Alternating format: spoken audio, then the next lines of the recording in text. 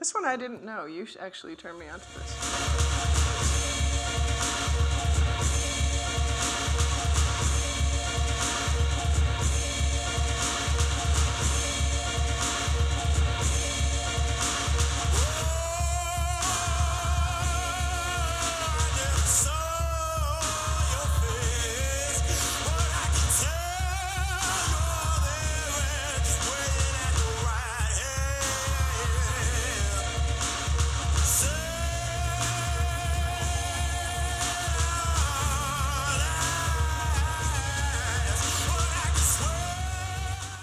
So that's Algeirs. It's a band, four-piece band that originated in Atlanta. That's from their second album called The Underside of Power from 2017. And it's a song called Cleveland. And what you heard when the song started was the great gospel singer James Cleveland singing Peace Be Still. And it's an enormous voice. It's a huge voice. And the music that is surrounding it is not James Cleveland's music. It is a storm. You're hearing this voice trying to be heard in the midst of a storm. And almost without any kind of shift in tone or quality of voice or anything, Franklin Fisher, the lead singer of Algiers, then comes off of James Cleveland and begins to tell a story about waste and devastation. At one point he says, it's the same great evil from back in '63.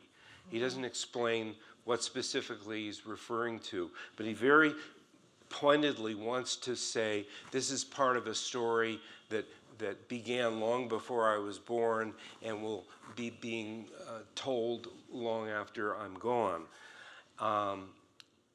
And you can't hear this song, at least I couldn't when I first heard it, and it just kind of exploded at me, without thinking.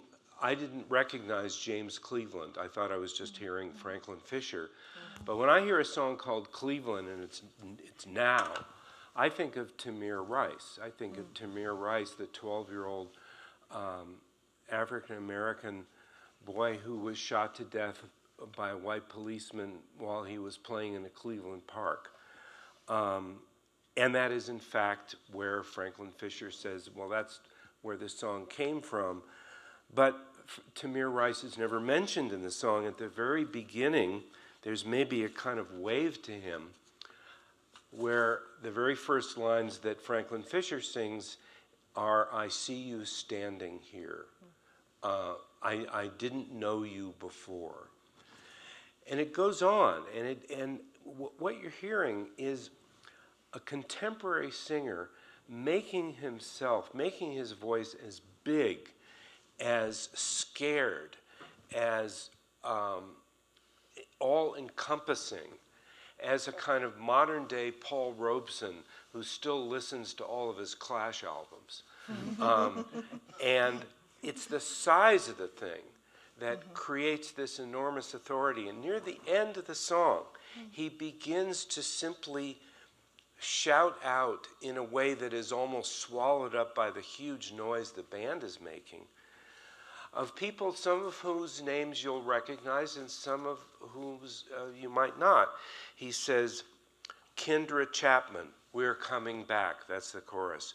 Andre Jones, we're coming back. Sandra Bland, we're coming back.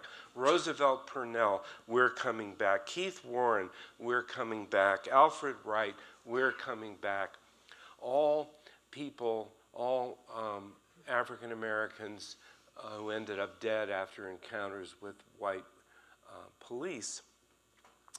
And it struck me, listening to this song, I began to think about Confederate monuments and the whole idea of does protest music make community?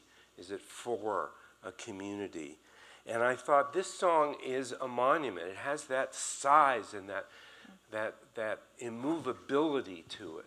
And these names are being chiseled on that monument. And the kind of community that Algeirs is creating in this song is a community of the dead. But a community in a song big enough and good enough, because this is a great song when you listen to all of it, that in 10 or 20 or even 100 years, when all the people whose names Franklin Fisher chants are forgotten, and when Algiers is forgotten, and when this song is forgotten, and somebody comes upon it, stumbles upon it, and it speaks to them as something absolutely new, just as the Barbara Dane song from 50-some years ago spoke to me as something absolutely new. And they begin to, who are these people? What is this sound? Why does this person sound the way he does? What story is being told? And that story will continue. So this song in my fantasy creates a community of the dead, but it also creates a community of the future.